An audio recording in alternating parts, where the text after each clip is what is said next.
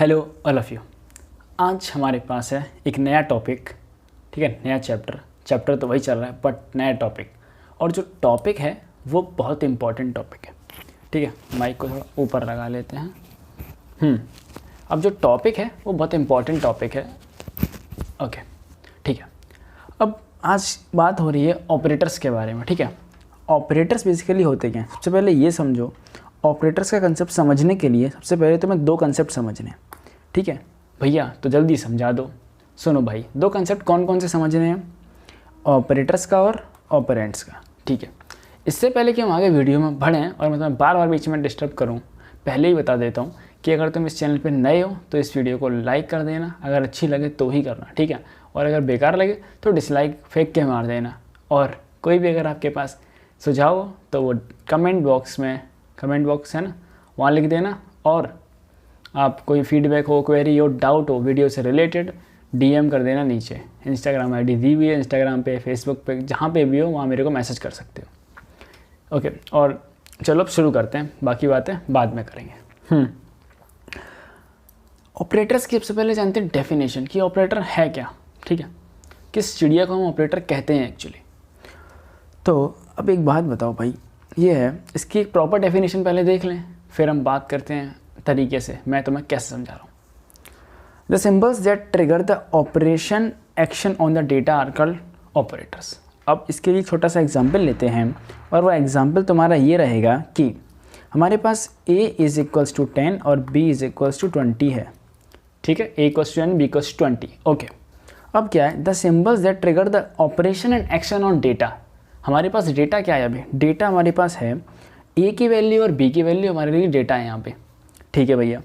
अब क्या ये सिंबल है, कौन से सिंबल हैं जो कि कोई एक्शन करेंगे? जैसे कि अगर हम एडिशन करेंगे, ठीक, तो एडिशन में हम क्या करेंगे, हम a प्लस बी करेंगे, ठीक है। यानी कि हम a प्लस बी में जो b है वो क्या कर रहा है, b एक एक्शन कर रहा है। क्या कर रहा है? एक्शन। और इस एक्शन की वजह से क्या होगा यहाँ पे होगा एडिशन, ठीक है। इस एक्शन की वजह से यहाँ पर एडिशन होगा। ओके, तो ये वो सिंबल हैं जिनकी वजह से डेटा पर कोई भी एक्शन होता है, उनको हम बोलते हैं ऑपरेटर्स, ठीक है। ठीक है, ऑपरेटर्स का कंसेप्ट क्लियर। अब तुम समझो कि ऑपरेंड्स क्या होते हैं। अब ऑपरेंड्स वो होते हैं कि वो डेटा जिसके ऊपर, ठीक है, वो डेटा जिसके ऊपर हमने ऑपरेटर्स का यूज़ किया। अब ये बताओ कि यहाँ पर जो a प्लस बी है, हमने जो प्लस सिंबल है, एडिशन किस चीज़ का किया है? भैया हमने एडिशन यहाँ पर a और b का किया हुआ है, ठीक है। तो यहाँ पर देखो, जो a है और जो b है, ठीक है, a और b वो तुम्हारे हो जाएंगे यहाँ पर ऑपरेंड, ठीक है। और प्लस साइन है उसे हम बोलेंगे ऑपरेटर, ठीक है। अभी तो मैं ये चीज़ समझ में आई। हाँ भैया, इतनी चीज़ हमें क्लियर हो गई कि a और b हैं वो ऑपरेंड हुए और जो प्लस का साइन है वो ऑपरेटर हुआ हमारा, ठीक है। देखो, वीडियो अगर तुम्हें स्लो लग रही हो तो नीचे यूट्यूब में ऑप्शन होता है फास्ट करने का, उसे फास्ट कर लो, और अगर फास्ट लग रही है तो स्लो कर लो, ठीक है भाई। सारे ऑप्शन अवेलेबल है तुम्हारे पास। अब आगे चलते हैं, ठीक। अब हम बात करते हैं टाइप्स ऑफ ऑपरेटर की। हमने भैया समझा कि ऑपरेटर होता क्या है। अब हम बात करेंगे कि कितने टाइप्स के ऑपरेटर होते हैं, ठीक है, ठीक। तो अब एक काम करते हैं, देखो भाई, टोटल आप किस लैंग्वेज के अंदर यहाँ पर 6 टाइप के ऑपरेटर्स हैं। कितने ऑपरेटर हैं यहाँ पे? 6 टाइप्स के ऑपरेटर हैं, ठीक है। बहुत अच्छी बात है। देखो, पहली चीज़, मैं तुम्हें ये ऑपरेटर्स का वीडियो जो है, पहली एक चीज़ यहाँ ये सुन लो, ठीक है। वो ये है कि जिसकी बेसिक्स पे जितनी अच्छी कमांड रहेगी ना, मैं सिर्फ तुम्हें ये लैंग्वेज 12th बोर्ड्स के लिए नहीं पढ़ा रहा हूँ। तो मैं इतना बेसिक्स जाके जो मैं ये लेक्चर्स बना रहा हूँ तुम्हारे लिए, वो इस पर्पज़ से हैं कि तुम्हें जब कोई भी दूसरी लैंग्वेज सीखो, ठीक है। लेट अस सपोज अगर तुमने एक प्रोग्रामिंग लैंग्वेज सीख ली ना, जब भी तुम कोई दूसरी प्रोग्रामिंग लैंग्वेज सीखोगे तो वहाँ तुम्हें इशू नहीं आएगा, क्योंकि सारी कनेक्ट्स मतलब कि एक जैसी होती हैं, ठीक है। सब में सिंटैक्स आएंगे, सब में ऑपरेटर्स होंगे, सब में बस यूज़ करने का तरीका अलग अलग होता है। ओके, ठीक है। अब हम बात इस चीज़ की कर रहे थे यहाँ पे कि जो ऑपरेटर्स हैं ये 6 टाइप के टोटल, ठीक।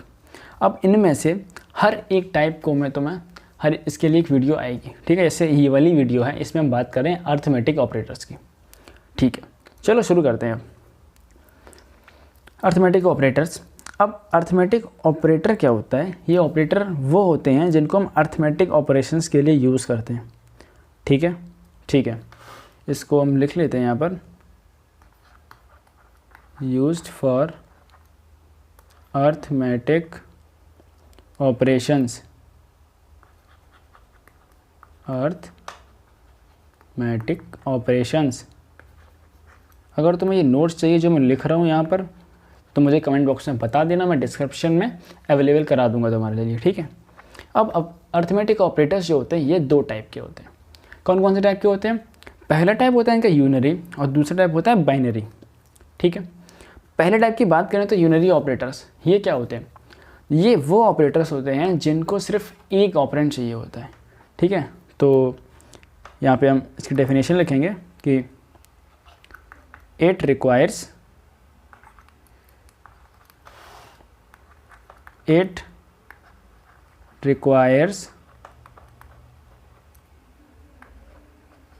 only one operand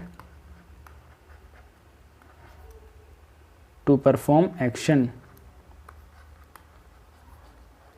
to perform operation बोल देते हैं, ठीक है, to perform operation, ठीक है। अब ये भैया ये समझ में आया कि जो यूनरी ऑपरेटर है इसके लिए हमें सिर्फ एक ऑपरेंड की ज़रूरत पड़ती है, ठीक। अब ये सुनो कि जो यूनरी ऑपरेटर है ये भी दो होते हैं, ठीक है।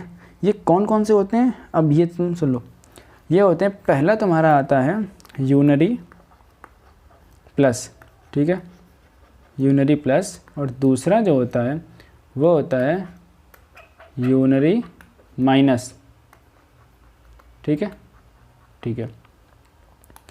यूनरी प्लस सिंपली एक प्लस का सिंबल होता है और यूनरी माइनस माइनस का सिंबल होता है, ठीक है। तो भैया इसका यूज़ क्या है? देखो बेसिकली हम नॉर्मली क्या लिखते हैं, नॉर्मली जो नंबर लाइन होती है, नंबर लाइन में कौन से होते हैं? पॉजिटिव भी होते हैं, नेगेटिव भी होते हैं, ठीक है। तो अगर हमने यहाँ 7 लिखा हुआ है, ठीक है, तो 7 जो है वो हम इसको ऐसे भी लिख सकते हैं ना, +7। कोई डिफरेंस है क्या? नहीं है डिफरेंस। तो बस यही ये यूनिटी ऑपरेटर का इतना सा यूज़ होता है कि हम इसको इस तरह भी लिख सकते हैं, ठीक है। अगर हमें -7 डिनोट करना है तो वो कैसे करेंगे? -7 को हम ऐसे डिनोट करेंगे, ठीक है, या फिर हम -a को ऐसे डिनोट कर सकते हैं, -a -b, किसी चीज़ में आगे माइनस लगा देने की नेगेटिव वैल्यू हो गई वो। और यूनिटी प्लस में तुम्हें एक चीज़ और याद रखनी है, अगर किसी भी नंबर में या फिर किसी भी वेरिएबल में कुछ भी नहीं लगाए तो उसको पॉजिटिव माना जाएगा। जैसे कि अगर यहाँ 10 लिख दें तो ये क्या होगा? कैसा ये पॉजिटिव ही तो है ये, ठीक है। लेकिन अगर हम इसको ऐसे भी लिख देंगे तब भी पॉजिटिव है। अगर हम इसको ऐसे लिखें, कलर चेंज करके बताता हूँ, ये देखो, अगर इसको हम ऐसे लिखते हैं +10, तब भी तुम्हारा कैसा है? तब भी पॉजिटिव माना जाएगा। बट अब इसमें हमने क्या यूज़ किया है? हमने यूज़ किया यूनरी प्लस को, ठीक है। समझ पा रहे हो चीज़ों को? ठीक है। अब क्या है, यूनरी माइनस के साथ भी सेम सीन नहीं है, ये सिर्फ इसी के साथ में होगा, ठीक है, याद रखना। अगर तुमने यहाँ पर भी सेम करने की कोशिश करोगे भाई, अगर तुम नेगेटिव साइन को यूज़ नहीं करोगे, ठीक है, तो वो यूनरी माइनस नहीं होगा, यानी कि नेगेटिव वैल्यू काउंट नहीं की जाएगी, ओके, ठीक है। अब चलते हैं बाइनरी ऑपरेटर्स की तरफ। ये क्या है? बाइनरी ऑपरेटर्स आपके वो ऑपरेटर होते हैं जिसमें हमें 2 ऑपरेंड्स चाहिए होते हैं, ठीक है। अब यहाँ लिखते हैं रिक्वायर्स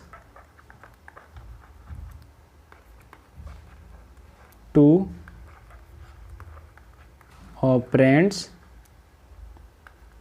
टू परफॉर्म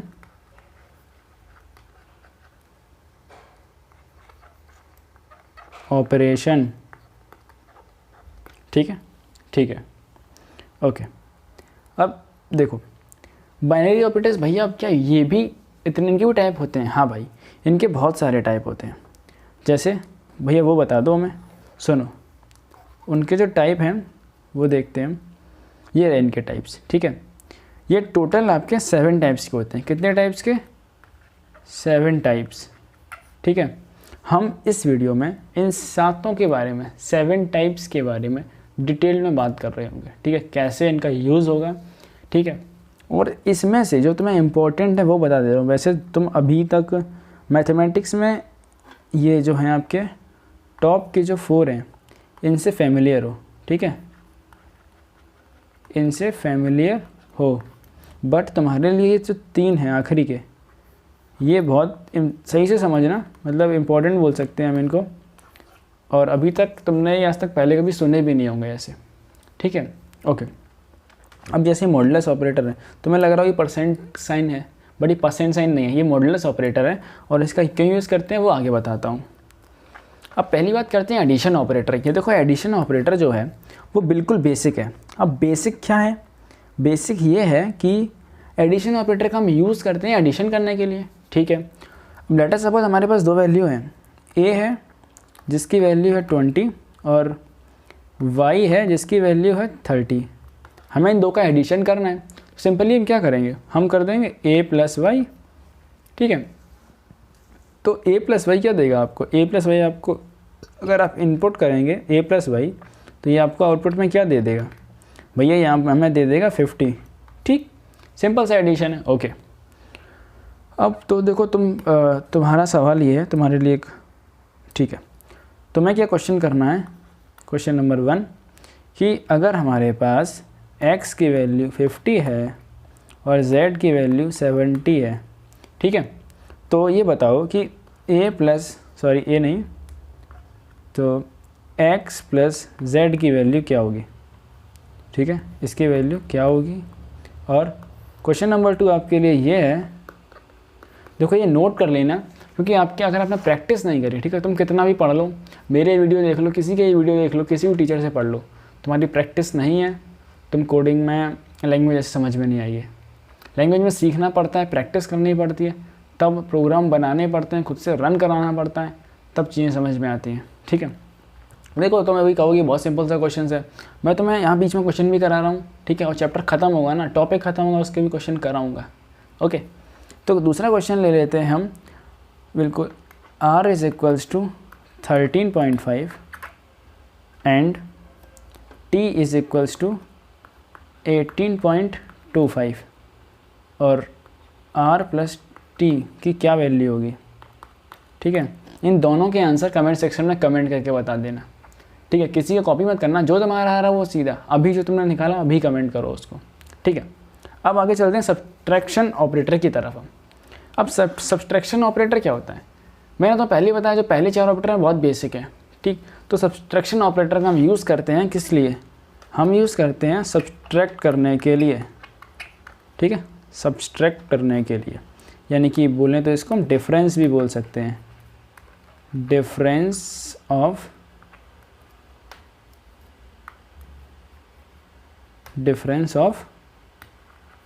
वैल्यूज़, ठीक है।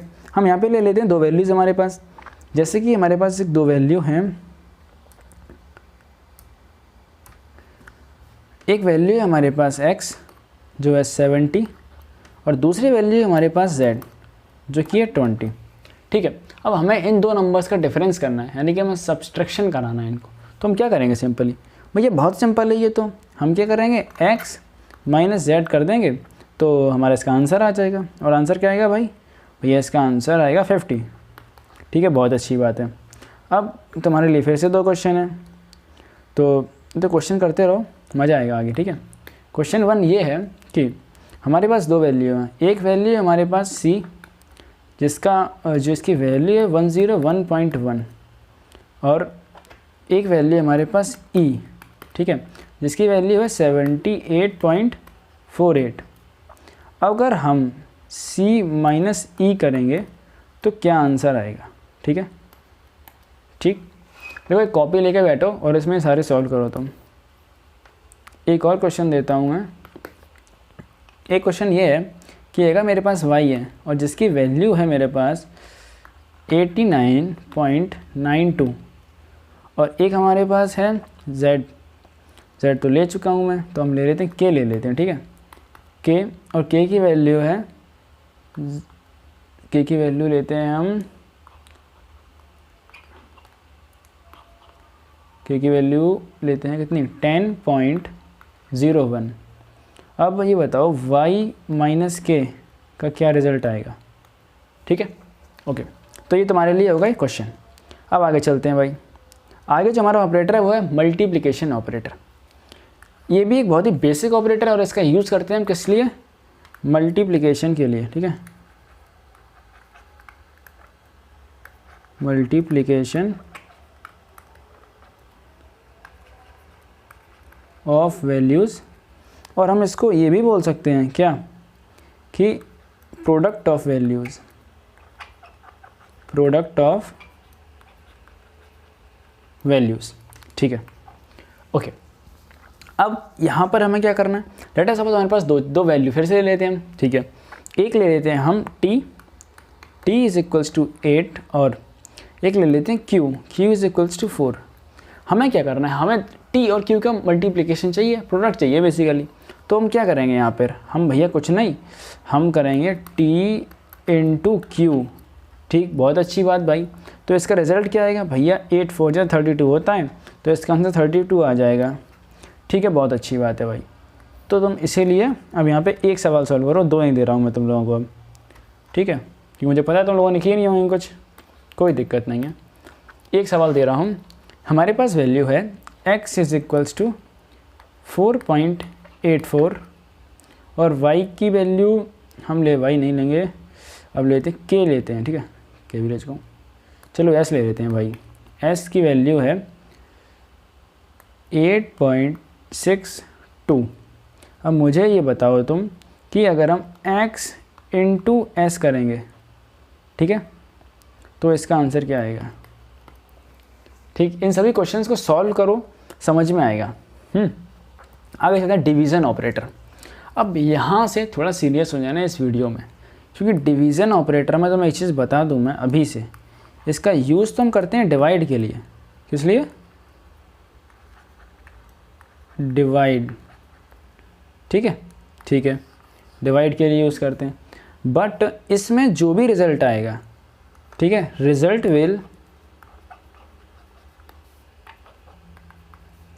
Will always a floating value, always a float value. ठीक है, फ्लोट वैल्यू से मतलब मेरा ये है कि जो इसका रिज़ल्ट है उसमें हमेशा आपको डेसिमल देखने को मिलेगा। फॉर एग्ज़ाम्पल अगर हम बात करें तो हम क्या कर रहे हैं यहाँ पे, एक बहुत छोटी सी मैथमेटिक्स है। हम अगर 9 डिवाइड बाई 2 करेंगे, ठीक है, तो क्या आंसर आएगा, हमारा आंसर आएगा 4.5। बहुत अच्छी बात है, ये आंसर आपका 4.5 दे दिया। ठीक, बहुत बढ़िया। अब एक बात बताओ, अगर हम डिवाइड करें यहीं पे 10 डिवाइड बाई 2 तो क्या देगा भैया, ये 5 देगा। नहीं, ये इसका आंसर देगा 5.0। समझ गए, मैंने तुम्हें डेटा टाइप में बताया था कि जो फ्लोटिंग वैल्यूज़ होती हैं, अगर किसी वैल्यू में कोई भी डेसिमल होता है तो वो आपकी फ्लोटिंग वैल्यू होती है। ठीक है, ठीक, और इस चीज़ को ध्यान रखना, अभी आगे की जो आपके ऑपरेटर्स हैं उसमें इसका कनेक्शन है।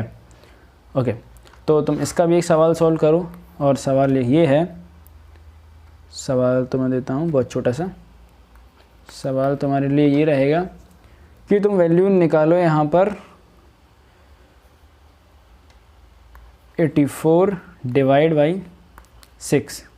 ठीक, वैसे मैंने गलत दे दिया, तुम 84 डिवाइड बाई 7 निकालो, इसका जो भी आंसर हो वो देखो क्या आ रहा है। ठीक है, और हमेशा याद रखना जब भी डिवीज़न ऑपरेटर का यूज़ करोगे तो ये हमेशा फ्लोटिंग वैल्यू ही देगा।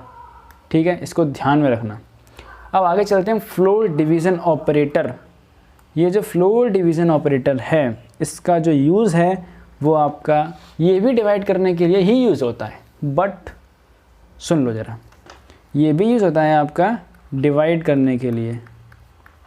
ठीक है, डिवाइड के लिए, लेकिन ये डिफरेंट कैसे है, ये डिफरेंट ऐसे है आपका, लेट अस सपोज हमने अभी डिवाइड किया था 9 डिवाइड बाई 2। हाँ भैया, 9 डिवाइड 2 किया था और हमारा आंसर 4.5 आया था। देखो 4.5 ये आंसर आपका तब आएगा जब आप क्या यूज़ करोगे, डिवीज़न। ठीक है, जब आप डिवीज़न को यूज़ करोगे, यानी कि जब आप डिवीज़न वाला ऑपरेटर, ये अगर आप इसमें थोड़ा चेंज करें हम, अगर यहाँ पे फ्लोर डिवीज़न का यूज़ कर देते हैं, ठीक है, यानी कि 9 फ्लोर डिवीज़न 2, तो बताओ अब क्या आंसर आएगा। अब आंसर आएगा तुम्हारा सिर्फ 4। भैया ये क्या हुआ, देखो ये जो ऑपरेटर है ये क्या करता है, ये डिवाइड तो करता है तुम्हारा। इसके पास जो आंसर है इसमें देखो, इसमें हुआ क्या होगा, इस वाले स्टेप में इसके पास आंसर तो तुम्हारा सबसे पहले ये वाला आया होगा, 4.5 आया होगा, ठीक है। बट ये फ्लोर डिवीज़न ऑपरेटर का काम ये होता है, ये आपका जो रिज़ल्ट है उसमें से सिर्फ डेसिमल पार्ट को शो नहीं करता है। ध्यान से सुनना, डेसिमल पार्ट को शो नहीं करता है, ये सिर्फ आपका जो इंटीजर पार्ट है, ठीक है, इंटीजर पार्ट को शो करेगा। इसमें से जो तुम्हारा इंटीजर पार्ट है, जो इंटीजर पार्ट है उसे शो करेगा। भैया इंटीजर पार्ट डेसिमल पार्ट ये क्या होता है, तो ये तुम यहाँ देख लो भाई। देखो हमारे पास एक नंबर है, ठीक है, लेट्स सपोज इसी को ले लेते हैं 4.5। अब जो डेसिमल के बाद वाला है, ठीक है, डेसिमल के बाद वाला ये हुआ तुम्हारा डेसिमल नंबर, ठीक है, या इसको कह देते हैं फ्रैक्शन, जो ये फ्रैक्शन वाला, ठीक है। और जो आगे का है ना ये इंटीजर,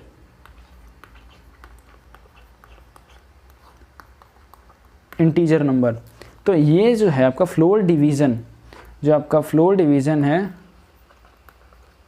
फ्लोर डिवीज़न ये सिर्फ एक्सेप्ट करेगा, क्या एक्सेप्ट करेगा तुम्हारा, it will accept only integer.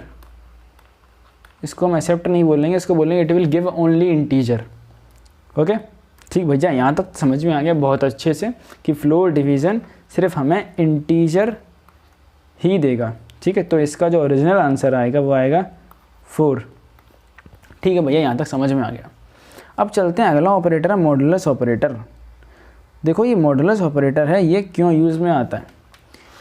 ये जो मॉडुलस ऑपरेटर है इसका यूज़ होता है रिमाइंडर। ये आपको क्या निकाल के देगा, रिमाइंडर, ठीक है। क्या तुम्हें समझ में आ रहा है, फील आ रही है ना चीज़ों की। तो रिमाइंडर भैया ये, तो भाई तुम्हें यही बता, बिल्कुल बेसिक बता रहा हूँ, ठीक है। रिमाइंडर क्या होता है ये समझो। अगर हमने 2 को डिवाइड करना है, 9 को डिवाइड करते हैं 2 से, ठीक है, तो क्या होगा, 2 4 जा 8 होगा भैया, और 1 इसका रिमाइंडर। ये क्या आया यहाँ पे, ये आया हमारा रिमाइंडर, इसको हम बोलते हैं रिमाइंडर, ठीक है। अब यही सेम हमें कोडिंग से करना है, तो वो क्या करेंगे, हम कुछ नहीं इस ऑपरेटर का इस्तेमाल करते हैं। कैसे, हम यहाँ लिख देंगे 9 और मॉडुलस ऑपरेटर एंड 2, तो ये आपको जो रिज़ल्ट देगा, यहाँ से भी आपको जो रिज़ल्ट मिलेगा वो 1 मिलेगा, ठीक है। यहाँ से जो आपको रिज़ल्ट मिलेगा वो 1 आएगा। ओके, अब तुम्हारे लिए फिर से होमवर्क क्वेश्चन, वो तो मैं दूंगा ही भाई। तो ये है तुम्हारा, ये देखो जो क्वेश्चन सॉल्व करता रहेगा उसके लिए बेनिफिट उतना ही अच्छा है। तो तुम निकालो यहाँ पे 17/3, इसका क्या आंसर आएगा। ये ऑपरेटर गलत लग गया यहाँ पे, 17 reminder by 3, and question number 2 रहेगा यहाँ पे आपके लिए 26 रिमाइंडर बाई 5, ठीक है। ओके, तो ये 2 क्वेश्चन हैं, इनको सॉल्व करो। अब हम पढ़ते हैं नेक्स्ट ऑपरेटर की तरफ, जो हमारा एक्सपोनेंशियल ऑपरेटर। इस ऑपरेटर से क्या होता है, ये आपका ऑपरेटर जो है ये आता है पावर लगाने के लिए, ठीक है। पावर रेज टू,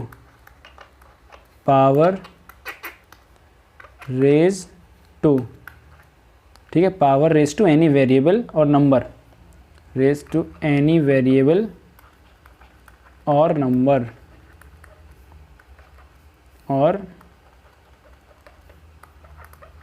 नंबर, ठीक है। अब देखो वो कैसे होगा, वो ऐसे होगा भाई कि हमें एक बनाना है, हमें जैसे एरिया का प्रोग्राम बनाया हमने, किस चीज़ का, एरिया ऑफ, एक प्रोग्राम बनाया जिसमें हमने एरिया ऑफ स्क्वायर निकालना है हमें, ठीक है। तो भैया एरिया ऑफ स्क्वायर का देखो फॉर्मूला होता है तुम्हारा, क्या होता है, साइड स्क्वायर। हाँ भैया बहुत सही। तो भाई एक बात बताओ कि साइड स्क्वायर हम ऐसे तो नहीं लिख सकते कि हमने साइड लिखा और उसके ऊपर ये 2 लगा दिया। साइड स्क्वायर लिखने से पहले मैं तुम्हें 2 चीज़ बताना चाहूँगा। ये एक एमएक्स वर्ड का फीचर है, ठीक है। तो देखो जिसकी एक्स्ट्रा नॉलेज हो सकती है मैं तुम्हें दूंगा। फीचर ये है कि तुम्हें 2 चीज़ों के बारे में पता होगा, एक सुपरस्क्रिप्ट और सबस्क्रिप्ट, ठीक है। ये क्या होता है बेसिकली, जो हम इस तरह लिखते हैं ना कि x⁻², x की पावर में जो 2 लिखा है या नहीं, ठीक है, x की पावर में जो 2 है, पावर में 2, इसको इस तरह लिखने को हम बोलते हैं सुपरस्क्रिप्ट, ठीक है। और अगर हम x के बेस में 2 लिख दें, यानी कि x ये है और यहाँ 2, x बेस में 2, इसको हम बोलते हैं सबस्क्रिप्ट। बेसिकली ये आपके 2 फीचर हैं, ये आपको MS वर्ड में मिल जाएगा, ठीक है, MS वर्ड में, ठीक। अब देखो अगर MS वर्ड में काम कर रहे होते तो भाई हम इसका इस्तेमाल कर लेते, लेकिन हम यहाँ कोडिंग की दुनिया में, ठीक है। अब यहाँ क्या करेंगे, यहाँ हम इस ऑपरेटर का यूज़ करने वाले हैं, एक्सपोनेंशियल ऑपरेटर का।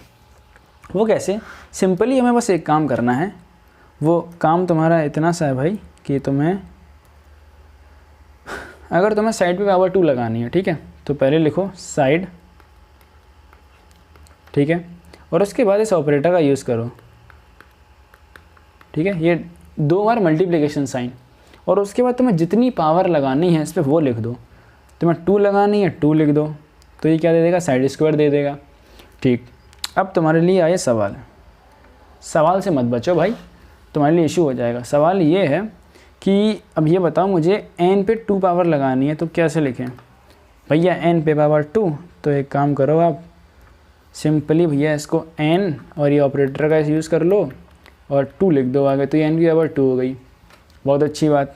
अब मुझे ये बताओ n पे पावर मुझे 6 लिखनी है, तो भैया फिर से एक काम करते हैं, n और इस ऑपरेटर का यूज़ करते हैं और यहाँ 6 लिख देते हैं, तो n पे पावर 6 हो गई, ठीक है। अच्छा मुझे एक बात बताओ, अगर मुझे 6 पे किसी n नंबर की पावर लगानी है, ठीक है, ये जो n नंबर है ये यूज़र एंटर करेगा, तो क्या ऐसा कर सकते हैं?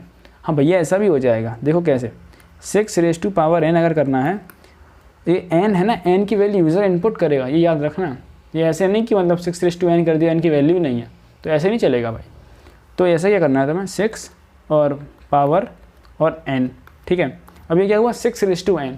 तो यहाँ से जो n नंबर है, फिर से बता रहा हूँ यार, सुनो भाई सही से सुनो यार, जो n है ना, इसकी वैल्यू यूज़र एंटर करेगा, value to be entered by user, to be entered by user. इस चीज़ को ध्यान में रखते हुए आगे से बताते हैं। अब सुनो, क्या भैया हम ऐसा कर सकते हैं, एक वेरिएबल के ऊपर वेरिएबल की पावर लगा दें? बहुत अच्छी बात है भाई। तो एक काम करते हैं, हमारे पास ये वेरिएबल है, x⁻y लिखना है हमें, लिख दो भाई, कोई इशू नहीं है। एक काम करो, तुमने यहाँ x लिखा, ठीक, हाँ भैया x लिख दिया। अब ये इस ऑपरेटर का यूज़ करो, हाँ भैया, इसके बाद y लिख दो, सिंपल।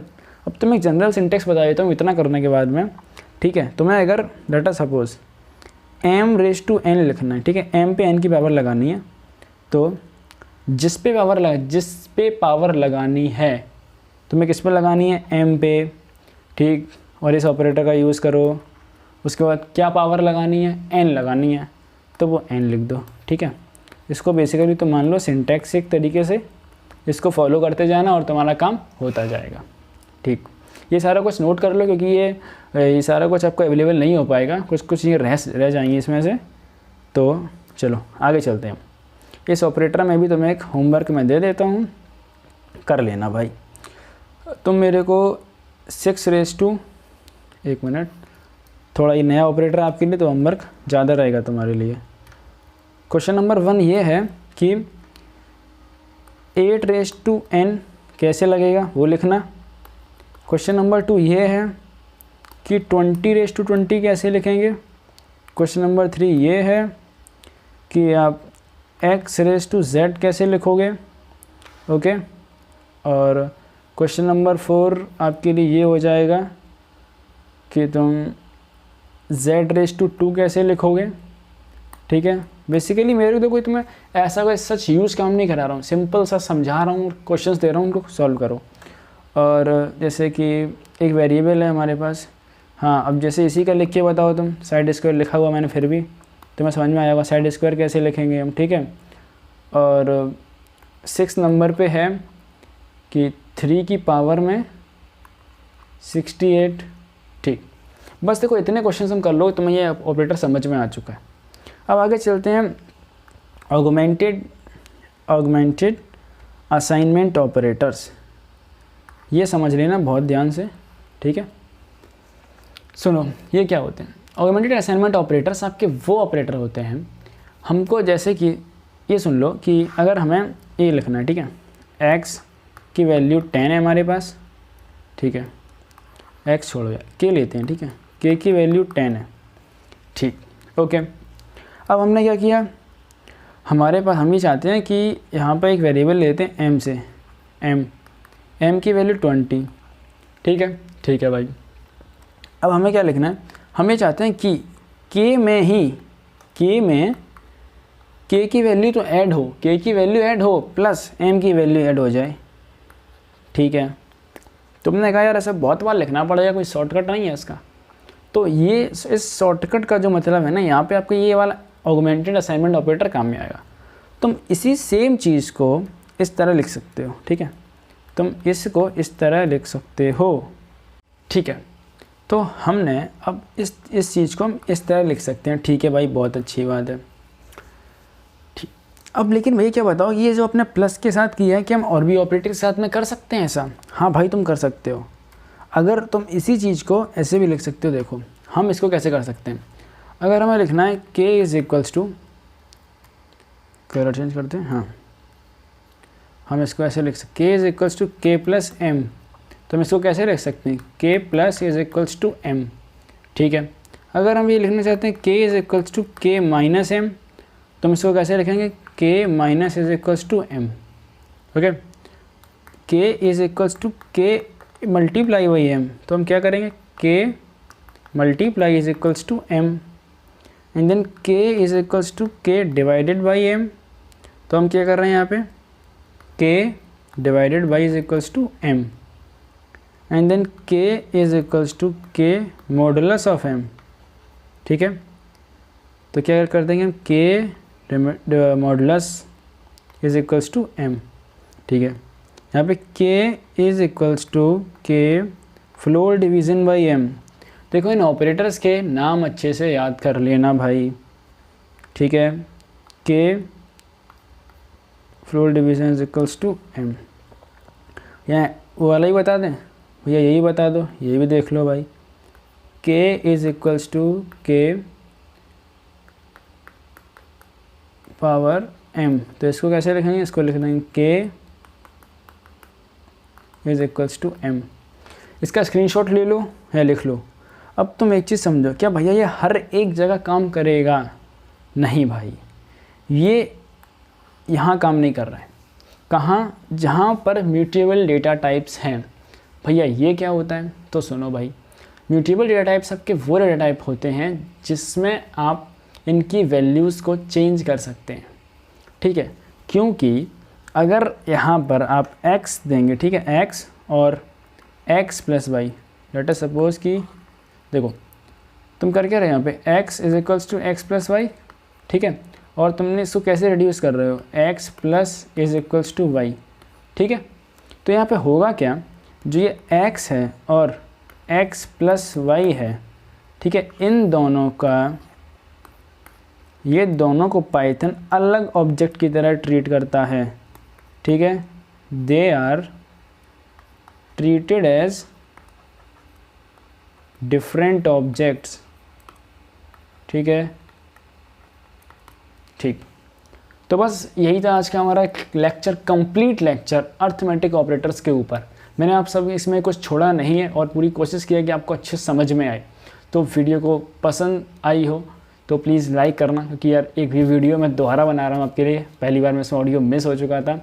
सो चैनल को सब्सक्राइब करो यार, अपने ही चैनल और दोस्तों को भेजो, ठीक है।